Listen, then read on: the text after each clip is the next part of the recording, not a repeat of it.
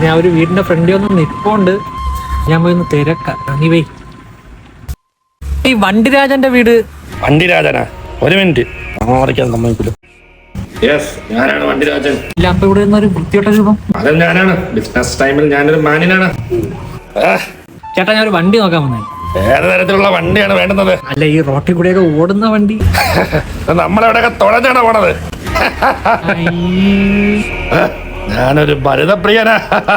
ഓ, ഭരിതം. തമാശയൊക്കെ മതി, നമുക്ക് വണ്ടി നോക്കാം. വണ്ടിരാജന്റെ സാമ്രാജ്യത്തിലേക്ക് സ്വാഗതം. പക്ഷെ നിന്റെ കഷ്ടകാലത്തിന് ഈ 3 വണ്ടിയും കച്ചവടമായി പോയി. അപ്പൊ ഞാൻ തന്നേം ചേട്ടാ. കുഴപ്പമില്ല, നിനക്ക് ഞാൻ വേറൊരു ബൈക്ക് തരാം. ഒരു 20,000 രൂപയ്ക്ക് തരാം. 20,000 രൂപ ഈ എലിവിലിന്? എരിവില്ല പിന്നെ അല്ലാതെ ഈ എലിവിലിന് 20,000 എന്ന് പറഞ്ഞ ആരെങ്കിലും വിശ്വസിക്കുമോ? ഞാൻ ഇതും കൊണ്ട് പാരിപ്പള്ളി നാട്ടിങ്ങളിൽ എത്തുമ്പോൾ എന്റെ ഫ്രണ്ട് ടയർ ഞാനും മാത്രമാവുമല്ലേ. പുരോഗമനം പറഞ്ഞ് റോഡ് മൊത്തം കുഴി കുത്തിയിട്ടേക്കണം അവന്മാര്. നിനക്ക് വണ്ടിയില്ല, അയ്യേ, ഒരു കുലുക്ക് സർബത്തും ഇല്ല. ഇതും ഞാൻ 20,000 കൊടുക്കൂല, ഒരു 15,000 രൂപ തരും. 15,000 രൂപയ്ക്ക് എടുക്കോളാം. എങ്കിൽ എനിക്ക് 15,000 രൂപ സാധനമുണ്ട്.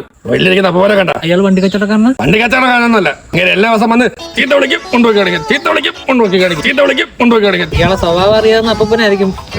Love you. എനിക്ക് ഇയാളെ വണ്ടിയൊന്നും വേണ്ട. നിനക്ക് വണ്ടിയില്ല, കുണ്ടിയില്ല. വണ്ടിയല്ലേ? അവിടെയാണ് വീട്. ചിന്തിപ്പോയി ചെന്ന് കയറിക്കൊറ.